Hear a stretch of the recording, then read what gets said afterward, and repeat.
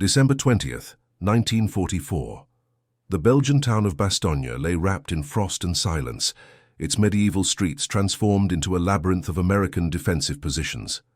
In the forest surrounding this critical crossroads, Sergeant Friedrich Weber of the German armed forces crouched beside his men, watching columns of smoke rise from the besieged town. The temperature had dropped to 15 degrees below zero, and Weber rubbed his hands together, his breath forming clouds in the pale morning light. He had served on the Eastern Front for 2 years, surviving Stalingrad and Kursk, and this American resistance seemed almost quaint by comparison. Weber turned to his squad, young faces marked by exhaustion, but still eager for what they believed would be a swift victory. The encirclement was complete, he told them with confidence. These fresh American troops, barely blooded in combat, would surrender within days once they realized their situation was hopeless. After all, what did these Yankees know of real warfare? They had never faced the brutal mathematics of the Eastern campaigns, where entire armies vanished into the snow. Before we dive into this story, make sure to subscribe to the channel and tell me in the comments where you're watching from. It really helps support the channel. What Friedrich Weber could not have imagined was that this frozen Belgian crossroads would become the crucible that shattered every assumption he held about American resolve, transforming his understanding of what soldiers could endure when pushed beyond all reasonable limits. The week ahead would reveal that courage had nothing to do with where men were born, and everything to do with the choices they made when surrounded by impossible odds. The German offensive had begun 4 days earlier with overwhelming force. 300,000 men, supported by nearly 2,000 artillery pieces, had smashed through thinly held American lines in the Ardennes forest. The plan, conceived by the German High Command, aimed to split Allied forces and capture the vital Belgian port of Antwerp, potentially changing the trajectory of the entire Western campaign. Bastogne, a small town of barely 4,000 inhabitants, sat at the convergence of 7 major roads. Whoever controlled these roads controlled movement through the region. Weber's unit, part of the 2nd Panzer Division, had bypassed Bastogne initially, racing westward toward the Meuse River. But now, 3 days into the offensive, orders had changed. The town had to be taken. American reinforcements, the 101st Airborne Division, had arrived just hours before the encirclement closed. Weber had heard of these paratroopers, the men who had dropped into Normandy 6 months earlier. Impressive for a first engagement, perhaps, but this was winter warfare, a different kind of hell entirely. Private Hans Müller, barely 19 years old, had joined Weber's squad only 2 weeks earlier, transferred from a training battalion in Bavaria. He sat cleaning his rifle with methodical precision, trying to ignore the cold that penetrated every layer of clothing. Müller had grown up hearing stories of German military excellence, of tactical brilliance and technological superiority. His older brother had sent letters from the Eastern Front describing victories and conquests, though those letters had stopped arriving 8 months ago. "Sergeant Weber," Müller asked, his voice uncertain, "what are the Americans like in combat?" Weber considered the question, while scanning the tree line with his binoculars. He had fought British troops in France and witnessed their stubborn defensive stands. But Americans, the few encounters his unit had experienced, suggested soldiers with excellent equipment but questionable fighting spirit. They seemed to prefer retreating to reorganizing rather than standing their ground when situations became desperate. "They are well supplied," Weber replied, choosing his words carefully. "Their equipment is superior to ours in many ways. But equipment does not win battles, Müller. Will wins battles. The capacity to endure when conditions become unbearable. We have survived 2 Russian winters.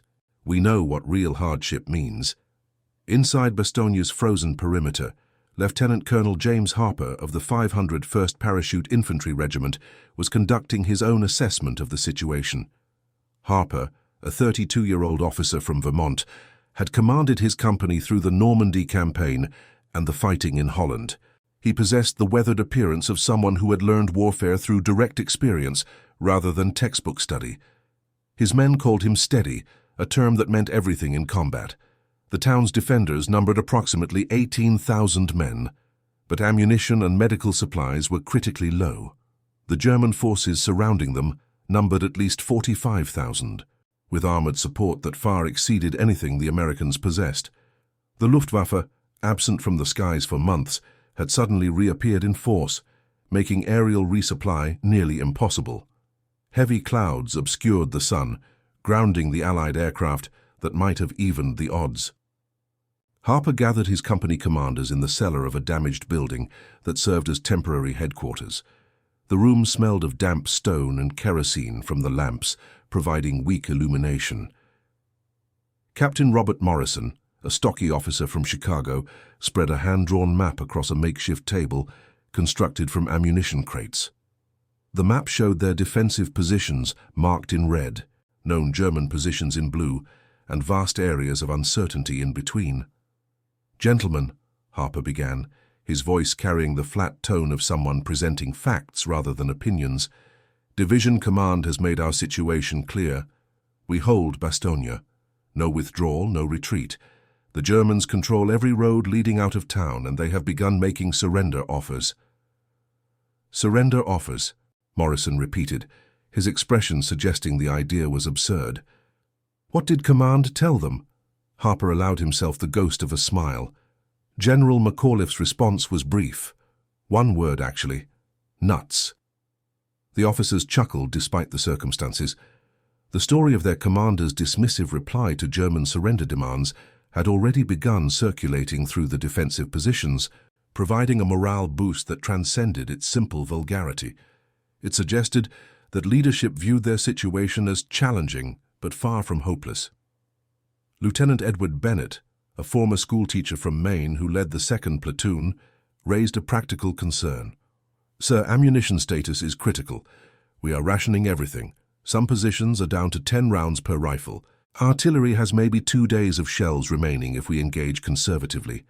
Harper nodded acknowledgement. "Weather forecasters predict clearing skies within 72 hours. When visibility improves, supply aircraft will reach us. Until then, we conserve every round, we hold every position, and we make the Germans pay for every meter they advance." What Harper did not mention, because every officer in that basement already understood, was the mathematics of their situation. Even with perfect ammunition discipline, even with supply drops arriving exactly on schedule, the German advantage in men and materiel was overwhelming. Their survival depended not on resources but on will, on the collective decision of 18,000 men to endure conditions that would break most military units. December 22nd arrived with temperatures dropping another 5 degrees. Weber's squad had spent the night in a frozen foxhole, taking turns sleeping while others maintained watch. The dawn brought renewed German pressure against American positions. Artillery bombardments preceded infantry assaults, a familiar pattern designed to wear down defenders through attrition. Weber led his squad forward during one such assault, moving through a forest of shattered pine trees toward an American strongpoint built around a stone farmhouse. The volume of return fire surprised him. Despite days of encirclement, despite dwindling ammunition supplies that German intelligence confirmed, the Americans responded to each attack with disciplined volleys that forced his men to seek cover repeatedly. They withdrew after 90 minutes, having gained perhaps 50 meters at the cost of 3 wounded men. Muller, who had survived his first serious engagement, looked shaken as they regrouped in the tree line. His hands trembled as he reloaded his rifle, and Weber noticed the young private's eyes kept returning to where their wounded comrades had fallen. "They did not run," Muller said, more statement than question. "We had them outnumbered, better positioned, and they held their ground." Weber had noticed the same thing. The American defensive fire had been carefully controlled, suggesting soldiers who understood ammunition conservation. They had not panicked when German infantry closed to within grenade range. Instead, they had shifted positions within their defensive network, covering each other with interlocking fields of observation, making every German advance costly. "One engagement proves nothing," Weber replied, though uncertainty had begun gnawing at his earlier confidence. "Wait until they have been without food for 3 days, without sleep for a week. Then we will see their resolve." But inside Bastogne, the Americans were already operating under precisely those conditions. Private First Class Daniel Kowalski, a 23-year-old rifleman from Pennsylvania, had not eaten a full meal in 4 days. He subsisted on half rations of hard crackers and whatever else could be scrounged from abandoned Belgian homes. Sleep came in 15-minute intervals between guard duty rotations. His feet, perpetually wet from trudging through snow, had gone numb 3 days earlier. Kowalski shared a foxhole with Private Jimmy Patterson, a farm boy from Iowa, who maintained an inexplicable cheerfulness despite their circumstances. Patterson had a talent for finding humor in absurdity, which made him popular among men who needed any excuse to laugh. He sat now attempting to heat a can of beans over a small fire made from broken furniture, using his helmet as a makeshift pot. "You know what I miss most?" Patterson asked, watching the beans slowly warm.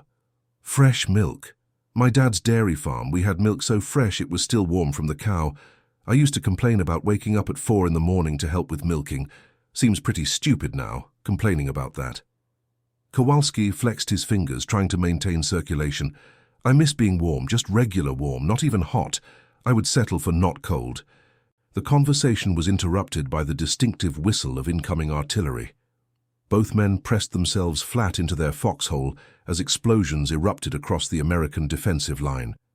The bombardment lasted 20 minutes, a systematic pounding designed to destroy morale as much as material. When silence returned, Kowalski cautiously raised his head to assess damage. 30 meters to their left, a direct hit had destroyed another foxhole. Medics were already rushing forward, and Kowalski forced himself to look away, knowing there was nothing he could do to help. This was the third day of constant pressure. The Germans probed their lines continuously, testing for weaknesses, trying to find the breaking point where exhausted defenders would simply collapse. "They are trying to make us quit," Patterson observed, retrieving his helmet and the now scattered beans. "That is what all this is about. They figure we are soft, that we will surrender once things get uncomfortable." Kowalski checked his rifle, clearing snow from the mechanism. "Are they wrong?" Patterson considered the question seriously. "About us being soft? Maybe we were back home. But I think they are misunderstanding something important. Being comfortable does not make you weak. It just means you have not had reason to be strong yet." The observation proved prophetic, as December 23rd brought the heaviest German attacks yet. Weber's regiment received orders to take the southern approaches to Bastogne, breaking through American defenses and opening a corridor for armored units waiting in reserve. The assault began at dawn with artillery support that exceeded anything yet employed. Hundreds of shells rained onto American positions in a rolling barrage designed to pulverize defensive works. Weber's squad advanced behind this curtain of fire, moving fast across open ground before defenders could recover. They reached the first American trench line to find it seemingly abandoned, but as Weber moved to secure the position, rifle fire erupted from flanking positions. Americans had pulled back from the bombardment's impact zone, but maintained observation and fields of fire. The trap was elegant in its simplicity. Müller went down immediately, shot through the shoulder. Weber dragged him into cover while the rest of the squad returned fire. The Americans had positioned themselves in a reverse slope defense, using terrain to nullify German advantages in numbers. Every attempt to flank the position exposed attackers to fire from other carefully sighted positions. The fighting lasted 4 hours before German commanders ordered withdrawal. Weber's squad had started with 9 men. They returned with 5 effectives and 3 wounded. Meller, pale from blood loss but stable, kept asking why the Americans had not retreated when clearly outnumbered. That night, huddled in a cellar commandeered as temporary shelter, Weber shared wine with Hauptmann Ernst Zimmer, his company commander. Zimmer had fought through the French campaign of 1940, experiencing the German armed forces' greatest triumphs during that era. But the officer's confidence seemed eroded by the unexpected resistance at Bastogne. "The reports from other units match our experience," Zimmer said, refilling Weber's cup with wine liberated from a Belgian farmhouse. "Everywhere we push, they hold. Not counterattack, not attempt to break out, just hold. Division intelligence estimates they have 3 days of ammunition remaining at most, yet they continue fighting as if supplies were unlimited." Weber studied the map spread before them, showing German positions nearly surrounding the town. Perhaps they believe relief is coming. American armor from the south. "Relief is 4 days away at minimum," Zimmer replied. "Patton's Third Army is still fighting through defensive positions we established, specifically to delay them. By the time any reinforcements arrive, Bastogne will have fallen through simple mathematics. The Americans must know this." But inside Bastogne, the defenders' calculation followed different mathematics entirely. Lieutenant Harper assembled his platoon leaders on the evening of December 23rd, sharing the latest situation report from division headquarters. Ammunition had reached critical levels. Artillery was restricted to defensive fires only. Infantry received allocations of 10 rounds per rifle, expected to last another full day. Medical supplies had run so low that surgeons operated by candlelight, reusing bandages when possible, performing amputations without adequate anesthesia. The wounded filled every cellar and basement, their moans a constant reminder of the price being paid. Yet morale inexplicably remained solid. Captain Morrison articulated what everyone felt. The men are not thinking about surrender. They are angry at being surrounded, angry at the cold, angry at insufficient supplies. But that anger is directed outward, at the Germans, not inward at command. Harper understood the phenomenon. Soldiers could endure extraordinary hardship if they believed their sacrifice served a purpose. The paratroopers defending Bastogne had developed a collective identity built around stubborn resistance. Every German attack repelled became proof of their capability. Every day they survived while surrounded became a point of pride. "Weather forecasters still predict clearing skies tomorrow," Harper said, allowing optimism to color his tone. "When that happens, we receive supplies, and the Luftwaffe loses its freedom to operate unopposed. We just need to hold one more day." That one more day arrived with December 24th, Christmas Eve. The skies cleared just after dawn, revealing pale blue vastness unmarred by clouds.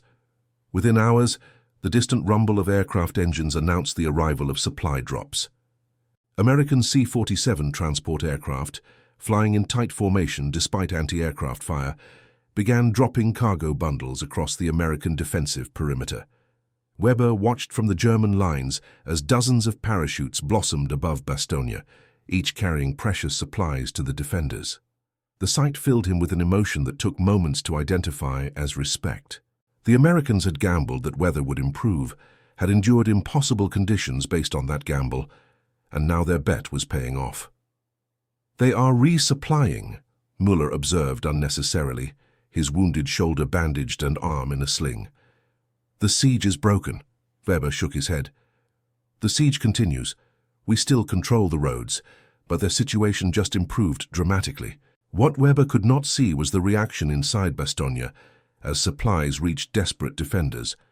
Kowalski and Patterson watched bundles drift down barely 50 meters from their position, rushing out to retrieve containers filled with ammunition, medical supplies, and food. The psychological impact exceeded the material value. They were not abandoned. Command had not written them off. Help was coming. Patterson opened a container to find it packed with artillery shells. "Merry Christmas," he said with genuine joy, "the best present we could receive." The supply drops continued throughout the day, despite German attempts to interdict them. By nightfall, American defensive positions had been substantially reinforced. Ammunition stocks, while not abundant, had reached levels permitting sustained defensive operations. Medical units received supplies, enabling proper treatment of the wounded. Food, though still rationed, appeared in quantities sufficient to restore combat effectiveness. Christmas Day brought an unexpected German offensive. Weber's regiment, reinforced by elements of an armored division, launched a major assault against the northwestern section of American defenses.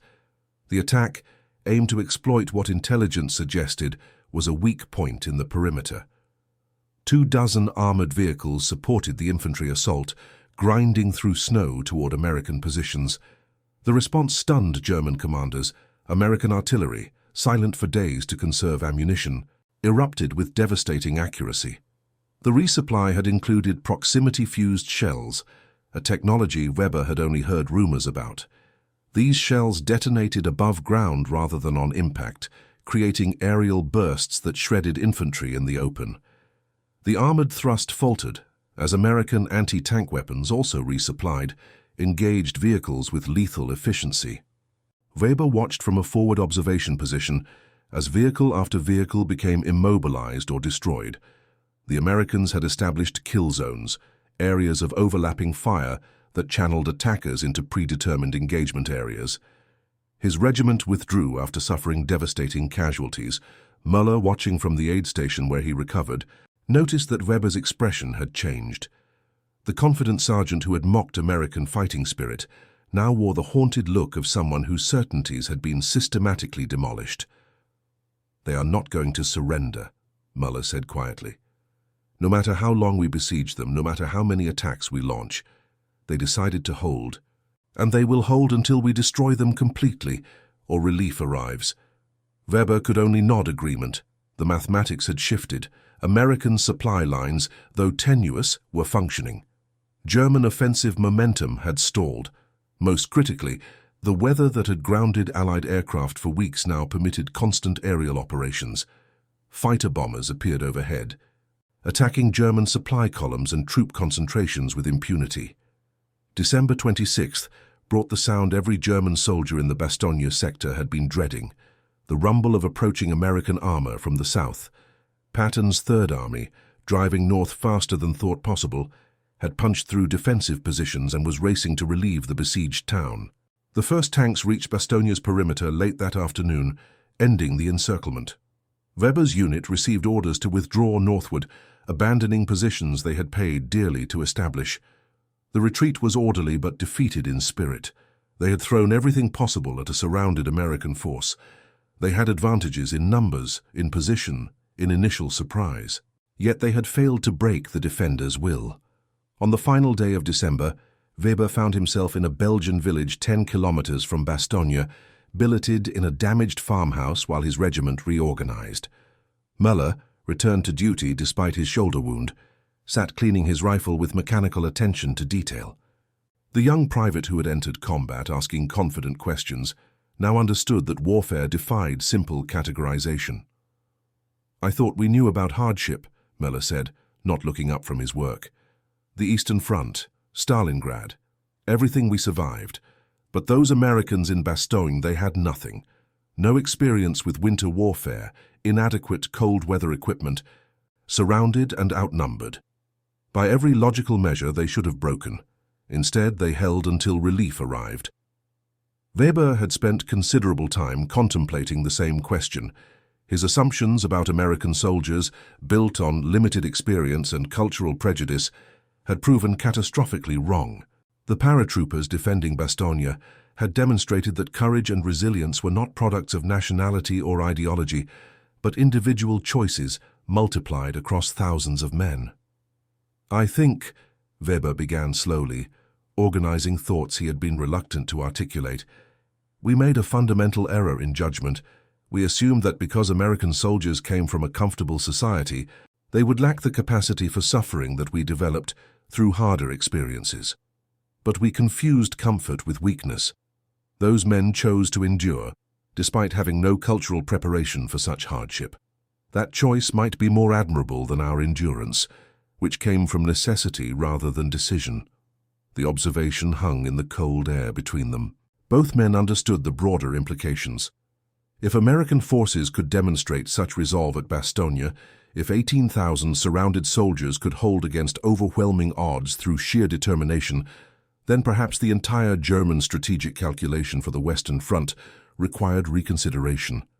Lieutenant Harper stood in Bastogne's town square on January 2nd, 1945, watching engineers clear rubble from the main roads. The siege had ended, but the town bore permanent scars.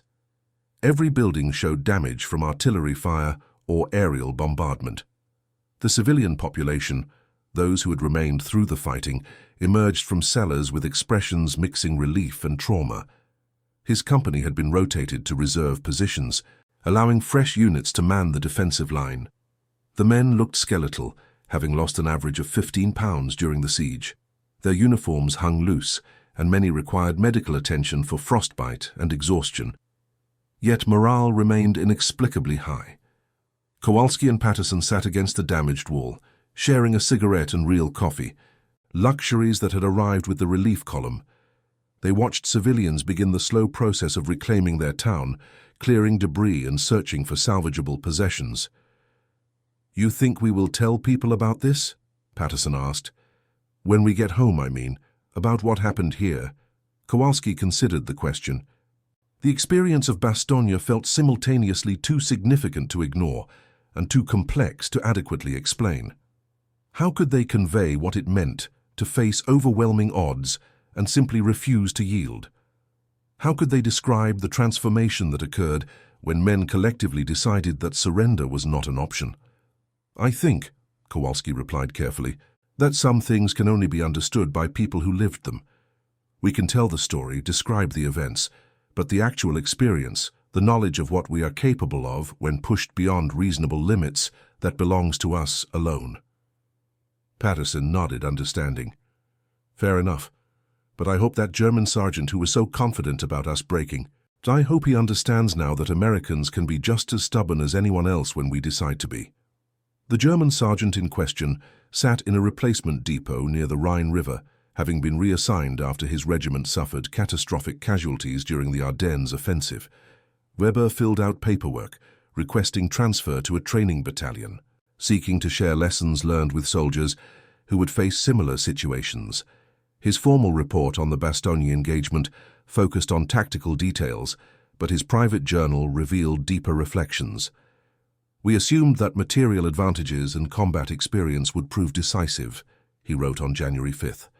"We failed to account for the power of collective decision. When 18,000 men simultaneously choose to stand their ground despite logic and reason, suggesting surrender, they become something greater than the sum of individual soldiers." The Americans at Bastogne transformed themselves through shared adversity into a force that could not be broken by conventional means. This represents a fundamental truth about warfare that transcends nationality or ideology. The human will, properly motivated and collectively exercised, can overcome extraordinary material disadvantages. The Battle of Bastogne entered military history as a decisive American defensive victory, the point where German offensive capability in the West was finally broken. Casualty figures told part of the story. Nearly 19,000 American casualties against 23,000 German. But numbers failed to capture the psychological dimension, the moment when American military forces proved to themselves and their adversaries that they possessed the capacity for sustained resistance under the most adverse conditions imaginable. For the soldiers who survived, both American and German, Bastogne became the defining experience that shaped their understanding of combat and human capability. The Americans carried away knowledge that they could endure anything their adversaries could inflict. The Germans departed with shattered assumptions about American fighting spirit, forced to acknowledge that courage was not the exclusive property of any single nation or military tradition. Friedrich Weber survived the war, returning to Bavaria where he taught military history at a small university. His lectures on the Bastogne siege emphasized the dangers of underestimating adversaries based on cultural assumptions. He maintained correspondence with several American veterans, including Lieutenant Harper, developing friendships built on mutual respect forged through combat. In one letter dated December 1951, exactly 7 years after the siege began, Weber wrote to Harper, "I spent 2 years on the Eastern Front, facing Soviet forces under conditions that seemed to represent the absolute limit of human endurance. Yet nothing I experienced there matched the psychological impact of encountering American paratroopers who simply refused to acknowledge that their situation was hopeless. You taught me that determination is not built through suffering but through choice, and that comfortable societies can produce soldiers just as capable as those forged in hardship. This lesson has shaped everything I teach about military leadership and the nature of combat effectiveness." Harper's response reflected similar sentiments. "We entered Bastogne believing we had to prove ourselves worthy of the uniform we wore. We left knowing that worthiness is not inherited or granted, but earned through decisions made under pressure. The German forces surrounding us were experienced, well-led, and initially confident of victory. But they failed to understand that Americans, when given a clear mission and convinced of its importance, will endure extraordinary hardship rather than fail. Bastogne was not about superior tactics or equipment. It was about 18,000 individual decisions, made repeatedly each day, to continue fighting despite every rational reason to quit. The town of Bastogne itself became a memorial to those decisions. The central square features a monument, inscribed with the names of American units that defended the perimeter. The response nuts to German surrender demands is carved in stone, a permanent reminder of the defiance that characterized the defense. Belgian civilians who suffered through the siege alongside American forces maintained the memorial with dedicated care, ensuring that future generations understood what transpired in their town during those frozen December days. Daniel Kowalski returned to Pennsylvania, where he worked in a steel mill until retirement. He rarely spoke about Bastogne, finding that most people wanted dramatic combat stories rather than understanding the quiet courage required to simply endure day after day. But he attended unit reunions annually, gathering with men who shared the knowledge of what they had accomplished. At the 1975 reunion, marking 30 years since the siege, Kowalski sat with Jimmy Patterson, both men now in their 50s with grandchildren who asked questions about the war. Patterson, who had returned to farming in Iowa, maintained his characteristic good humor despite decades of hard agricultural labor. "You ever regret it?" Patterson asked. "Standing there when we could have maybe tried breaking out early, before the encirclement was complete?" Kowalski shook his head. "Never. We did something important at Bastogne. We proved that Americans could fight a defensive battle against veteran troops and win through sheer stubbornness. Every soldier who came after us knew that if paratroopers could hold Bastogne while surrounded and outnumbered, then American forces could accomplish anything they set their minds to." The impact of Bastogne extended far beyond the immediate tactical situation. American military doctrine incorporated lessons learned about defensive operations, ammunition discipline, and the psychological factors that enable soldiers to maintain cohesion under extreme stress. The siege demonstrated that modern industrial warfare, despite its emphasis on material advantages, still ultimately depended on human factors that transcended technology or resources. For German military planners, Bastogne represented the final collapse of assumptions about Western Allied fighting spirit. The offensive that was supposed to split Allied forces and potentially change the war's trajectory, instead exhausted German reserves while proving that American forces had matured into formidable opponents capable of matching veteran German units in sustained combat. The broader strategic implications reshaped the war's final months. American confidence, reinforced by Bastogne, enabled aggressive operations that accelerated Germany's defeat. German forces, forced to acknowledge that no easy victories remained on the Western Front, began the slow retreat that would end with unconditional surrender 4 months later. Hans Müller, the young private who had entered combat questioning American resolve, survived the war and emigrated to the United States in 1948. He settled in Wisconsin, where he operated a small bakery and married a local woman whose brother had fought at Bastogne. The connection seemed appropriate to Müller, a closing of circles begun during those frozen December days. In 1982, Müller visited Bastogne for the first time since the war, traveling with his American brother-in-law who had defended the same ground. They walked the perimeter together, old men retracing positions they had occupied from opposite sides. Müller paused at a memorial marking where his squad had assaulted American positions on December 23rd. "I was so certain you would break," Müller said quietly. "Everything I had been taught suggested that American soldiers lacked the experience and hardness necessary for sustained defensive operations. I learned otherwise through direct experience, and that knowledge changed how I understood courage and capability." His brother-in-law, who had fought with the 501st Parachute Infantry Regiment, smiled. "We were pretty certain we were going to die there, but dying while fighting seemed preferable to surrendering and spending the rest of the war in some prisoner camp. Once we made that decision, everything else became simpler. We just focused on making it through each day, each hour, each German attack." The conversation captured the essential truth of Bastogne, that courage was not the absence of fear or doubt, but the decision to continue despite both. The American defenders had not been superhuman or immune to the cold, hunger, and exhaustion that afflicted them. They had simply chosen, repeatedly and collectively, to endure rather than yield. And that concludes our story. If you made it this far, please share your thoughts in the comments. What part of this historical account surprised you most? Don't forget to subscribe for more untold stories from World War II and check out the video on screen for another incredible tale from history. Until next time.